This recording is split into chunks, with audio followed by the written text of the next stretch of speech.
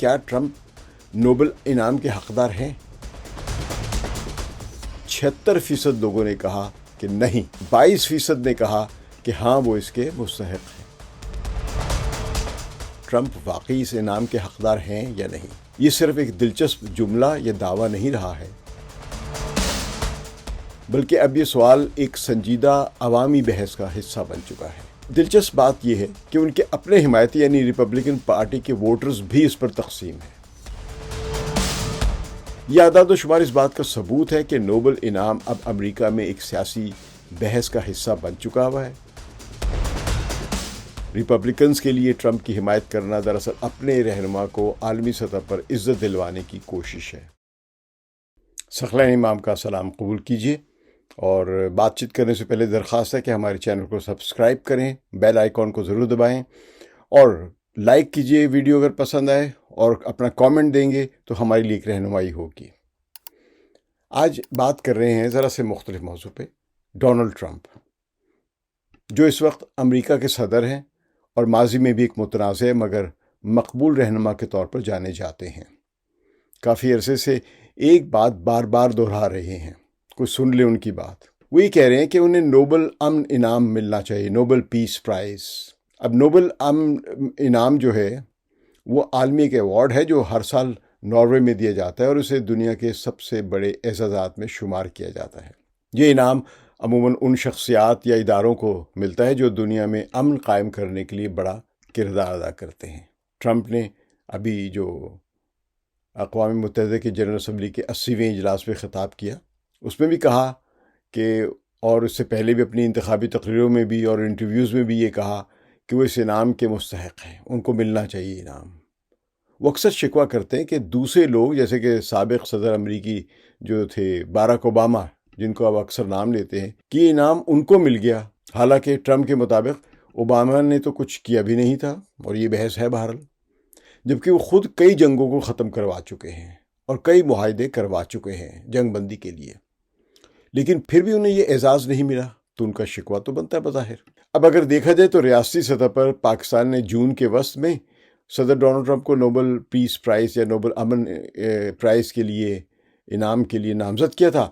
اس کے بعد اسرائیل نے بھی جنگ بندی کرنے یا اسرائیل کو بچانے کے لیے، میں تو یہ کہوں گا ایران پر جو حملے کیے، اس کے بعد جو ایران کا حملہ ہوا تھا، ان حملوں سے بچانے کے لیے انہوں نے جنگ بندی کرائی، تو اس کا شکریہ اسرائیل نے ادا کیا اور فوراً نامزد کر دیا ڈونلڈ ٹرمپ کو کہ آپ امن کے حقدار ہیں، آپ نوبل پیس پرائز کے حقدار ہیں۔ اور اسی دوران کمبوڈیا نے بھی تھائی لینڈ سے جنگ بند کروانے پر نوبل پرائز کے لیے نامزد کر دیا صدر ٹرمپ کو۔ اچھا، نوبل پرائز کی ویب سائٹ پر کہا گیا ہے کہ اگر فروری سے پہلے نامزد کیا جائے تو 2025 کے نوبل پرائز کے لیے غور کیا جا سکتا ہے، اگر فروری سے پہلے کیا جائے، ورنہ فروری کے بعد نامزد کیا جائے گا تو اگلے برس یعنی 2026 کے لیے نامزد شدہ نام پر غور ہوگا۔ بہرحال یہ نوبل پرائز دینے والی کمیٹی کچھ بھی فیصلہ کرے، وہ ہمارا مسئلہ نہیں ہے، کیونکہ اب ہم عالمی اداروں کی جو ساکھ ہے وہ کافی خراب ہو چکی ہوئی ہے کہ اپنی اصولوں کو توڑ بھی دیتے ہیں۔ ہم جس پہلو پر یہاں پر بات کر رہے ہیں وہ یہ ہے کہ آیا ٹرمپ واقعی اس انعام کے حقدار ہیں یا نہیں؟ یہ صرف ایک دلچسپ جملہ یا دعویٰ نہیں رہا ہے، بلکہ اب یہ سوال ایک سنجیدہ عوامی بحث کا حصہ بن چکا ہے، اور نہ صرف دنیا میں بلکہ امریکہ میں اب زیادہ بحث ہو رہی ہے۔ حال ہی میں ایک بڑا سروے ہوا جسے امریکی اخبار واشنگٹن پوسٹ اور مشہور ریسرچ ادارے IPSOS جو عوام کی رائے جاننے کے لیے سروے کرتے ہیں، انہوں نے مل کر یہ سروے کیا۔ تو اس میں امریکی عوام سے پوچھا گیا کہ کیا ٹرمپ نوبل انعام کے حقدار ہیں؟ نتیجہ یہ کہ تقریباً 76% لوگوں نے کہا کہ نہیں، وہ حقدار نہیں ہیں۔ 76% لوگوں نے کہا۔ صرف 22% جو سروے کے مطابق آئی ہے، جائزہ جو لیا گیا ہے، صرف 22% نے کہا کہ ہاں وہ اس کے مستحق ہیں۔ یہ سروے ان کی خارجہ پالیسی یعنی بیرونی دنیا کے ساتھ تعلقات پر جو رائے عامہ ہے اس کو بھی ظاہر کرتا ہے کہ امریکی عوام ان کے ان تعلقات جو ان کی جن کا وہ دعویٰ کرتے ہیں کہ میں نے 7 جنگیں رکوائی، اس پر امریکی عوام کی یہ رائے ہے، بڑی اوتھینٹک یہ رائے سمجھی جاتی ہے، کیونکہ اپسوس بھی بڑا موقر ادارہ ہے، اور واشنگٹن پوسٹ بھی جو کہ ہے تو دائیں بازو کا، لیکن اس نے بھی یہ جرات کی ہے۔ اسی سروے کے مطابق مثال کے طور پر 60% لوگوں نے کہا کہ روس اور یوکرین کی جنگ کے معاملے پر ٹرمپ کی پالیسی بہت کمزور اور ناکام ہے۔ 58% نے کہا کہ اسرائیل اور غزہ کی جنگ پر بھی ان کا رویہ ناقابل قبول ہے۔ یہ رائے عامہ کا عکس آپ کو کانگریس میں نہیں ملے گا، میڈیا میں زیادہ نہیں ملے گا، لیکن لوگوں نے اب یہ رائے بنا لی ہے کہ امریکی صدر جو ہیں وہ غزہ میں کوئی اچھا کام نہیں کر رہے ہیں، یعنی جنگ نہ رکوا کر وہ اچھا کام نہیں کر رہے ہیں۔ دلچسپ بات یہ ہے کہ ان کے اپنے حمایتی یعنی ریپبلکن پارٹی کے ووٹرز بھی اس پر تقسیم ہیں۔ تقریباً آدھے ریپبلکن ووٹر سمجھتے ہیں کہ ٹرمپ کو یہ انعام ملنا چاہیے، اور باقی آدھے کہتے ہیں کہ نہیں، یعنی ان کی اپنی پارٹی بھی آدھی تقسیم ہوئی ہے۔ یہ بھی نہیں کہ ان کی اپنی پارٹی ان کو 100% ووٹ دینا چاہ رہی ہے یا 90% یا 80%، نہیں، 45% دینا چاہتے ہیں، 45% مخالفت کر رہے ہیں تقریباً۔ انعام صرف زبانی دعووں پر نہیں بلکہ عملی امن قائم کرنے پر ملتا ہے۔ اب ٹرمپ کے حامیوں کی بات سنتے ہیں۔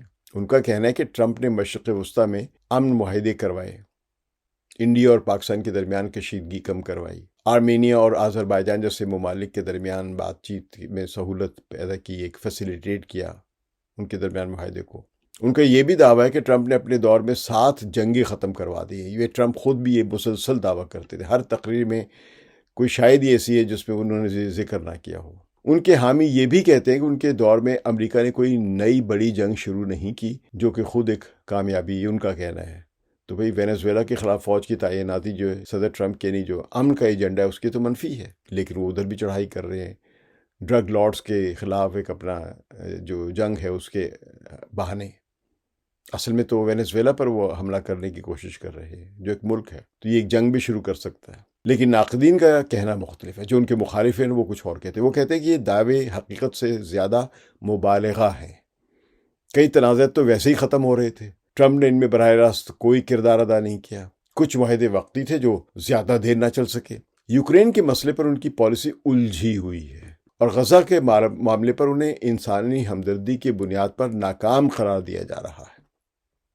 ان کے ناقدین یہ بھی کہتے ہیں کہ امن صرف جنگ بندی کا نام نہیں بلکہ انصاف اور انسانی حقوق کو بھی شامل کرتا ہے، یعنی اگر آپ نے صرف امن کر دیا اور انصاف اور انسانی حقوق کے معاملے میں کوئی موقف اختیار نہیں کیا تو پھر آپ نے جنگ بندی نہیں کرائی، آپ امن کے حقدار نہیں ہیں۔ اور ان شعبوں میں ٹرمپ کا ریکارڈ کافی کمزور ہے۔ امریکی میڈیا میں بھی یہی تقسیم نظر آتی ہے۔ کنزرویٹو میڈیا جو وہ ٹرمپ کی حامیوں کو بڑھا چڑھا کر دکھاتا ہے اور ان کے دعووں کو دہراتا ہے۔ ان کے لیے صدر ٹرمپ کے لیے نوبل پیس پرائز کی سب سے بڑی دعوے دار تو وائٹ ہاؤس کی ترجمان کیرولین لیویٹ ہے، جو بڑھ چڑھ کر کہتی ہے کہ انہوں نے 7 جنگیں بند کرائی ہیں، تو اس لیے ان کو امن کا یہ انعام جو ہے نوبل پیس پرائز ملنا چاہیے ہے۔ تو اگر ان کے ایک ملازمہ بیچاری ان کے لیے پروموٹ کر رہی تو اس سے اندازہ لگا لے کہ ان کی عوامی سطح پر کیا حیثیت ہوگی، آزاد لوگوں کی کیا رائے ہوگی۔ اس کے برعکس آزاد اور لبرل میڈیا جو ہے وہ حقائق کو پرکھ کر یہ بتاتا ہے کہ بہت سے واقعات میں ٹرمپ نے جتنا کریڈٹ کلیم کیا ہے کہ میں نے کیا، وہ حقائق کے بالکل منافی ہے۔ کئی رپورٹس میں تو باقاعدہ ایک جنگ کے بارے میں کھول کر تفصیل کے ساتھ بتایا گیا ہے کہ اس میں ٹرمپ کا کردار کیا تھا اور اصل میں ہوا کیا ہے، اور اچھا خاصی مذمت کی گئی ٹرمپ کے دعووں کی، جھوٹا ثابت کیا گیا انہیں۔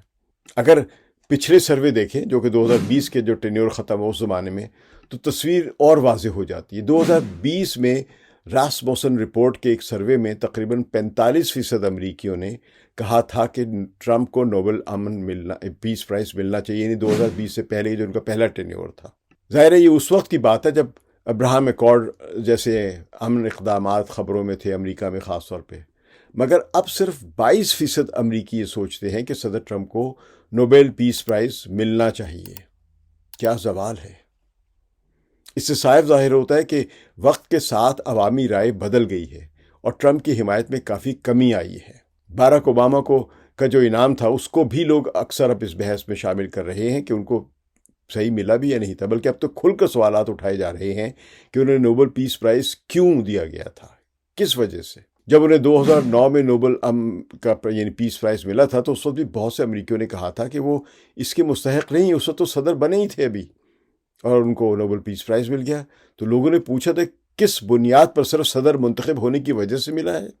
بہرحال جو سر یہ ایک جو ان کی سائٹیشن میں جو لکھا گیا تھا نوبل امن کمیٹی کی طرف سے کہ ان کو کیوں دیا جا رہا وہ یہ تھا کہ انہوں نے اپنے سے پچھلے صدر کے برعکس یورپ سے تعلقات بہتر کیے تھے۔ بہرحال حالیہ سروے میں بھی نصف سے زیادہ لوگوں نے یہی کہا ہے۔ فرق یہ ہے کہ اوباما نے کبھی، یعنی اوباما کے بارے میں فرق یہ ہے کہ اوباما نے کبھی یہ انعام مانگا نہیں تھا۔ یہ بہت بنیادی فرق ہے کہ اوباما نے اس وقت نوبل پیس پرائز مانگا نہیں تھا کہ مجھے دو کیونکہ میں صدر منتخب ہو گیا ہوں، یا میں نے ٹرانس اٹلانٹک یعنی امریکہ اور یورپ کے درمیان تعلقات جو پچھلے دور صدارت میں یعنی جارج بش کے زمانے میں جو ٹھنڈے پڑ گئے تھے ان کو میں نے دوبارہ سے گرم کر دیا، سرگرم کر دیا، گرم جوشی میں لے آئے، ان کو متحرک کیا ہے۔ اوباما نے کبھی انعام مانگا نہیں تھا، جبکہ صدر ٹرمپ نے اپنی تقریروں اور سیاسی بیانی کا اس کو نوبل پیس پرائز کو اپنا مرکزی حصہ بنا لیا ہوا ہے۔ بلکہ بعض اوقات یہ لگتا ہے کہ اگر ان کو نوبل پیس پرائز نہ ملا تو وہ دنیا کو الٹا دیں گے، کہیں ایٹم بم نہ مار دیں۔ اور آپ نے دیکھا کہ اقوام متحدہ کو کس طرح انہوں نے بری طرح لتاڑا ہے، یہ سوچے بغیر یا یہ سمجھے ہی بغیر، کیونکہ ان کے جو سوچ کا اور ان کے الفاظ کا جو چناؤ ہے اتنا محدود ہے کہ اس میں ہم صحیح گہرائی تک جا نہیں پاتے ہیں۔ انہوں نے اقوام متحدہ کو جس طرح تنقید کا نشانہ بنایا، اس میں یہ نہیں دیکھا کہ اقوام متحدہ نے بہت سی جگہوں پر جو ناکامی دکھائی ہے وہ آپ کے ویٹوز کی وجہ سے دکھائی ہے۔ دوبارہ اس چیز کا نتیجہ یہ ہے کہ امریکہ کے اندر تو یہ مطالبہ ان کے حامیوں کو خوش کر سکتا ہے، یعنی ریپبلکنز میں جو ان کے حامی ہیں، جو انتہا پسند ہیں، جو اینٹی امیگرنٹس ہیں، جو ریسسٹ ہیں، سپریمیسسٹ ہیں، لیکن آزاد ووٹرز اور ڈیموکریٹس ووٹرز میں اس سے مزید بد اعتمادی پیدا ہوتی ہے۔ عالمی سطح پر بھی بار بار انعام مانگنے سے ان کی ساکھ کمزور ہوئی ہے۔ اور جیسے میں نے عرض کیا تھا کہ فرانس سے ایمینوئل میکرون کی بات ایک مثال ہے کہ دنیا میں ان سے الفاظ ہی نہیں، یعنی یہ نہیں دنیا کے بیان ہی سر دیتے رہے کہ مجھے امن کا پرائز دو، نوبل پیس پرائز دو، بلکہ دنیا یہ چاہتی ہے کہ بیانوں کے علاوہ کو عملی طور پہ بھی کر کے دکھائیں، غزہ میں جنگ بند کر کے دکھائیں۔ تو یہ معاملہ ان کی لیگیسی پر بھی اثر ڈال سکتا ہے، یعنی اس طرح مانگنا بار بار کہ ساری عمر مانگتے ہی رہے اور ملا کچھ بھی نہیں۔ اگر وہ بار بار انعام مانگتے رہے لیکن بڑے تنازعات میں عملی امن قائم نہ کیا تو یہ خواہش ان کے بارے میں ایک منفی تاثر چھوڑے گی جو مستقبل میں ہمیشہ ان کی لیگیسی کے طور پر زندہ رکھی جائے گی۔ البتہ اگر وہ واقعی غزہ کی جنگ منصفانہ طور پر ختم کروا دیں یا کسی بڑے تنازع کا دیر پا حل پیش کر دیں یا اس کا دیر پا طریقے سے اس کا حل بنا دیں تو پھر حالات بدل سکتے ہیں۔ نوبل کمیٹی نے ماضی میں کئی بار حیران کن فیصلے کیے، لیکن وہ ہمیشہ دیکھتی ہے کہ آیا امن کے لیے کچھ حقیقی دیر پا کام ہوا ہے یا بیانات دیے گئے ہیں۔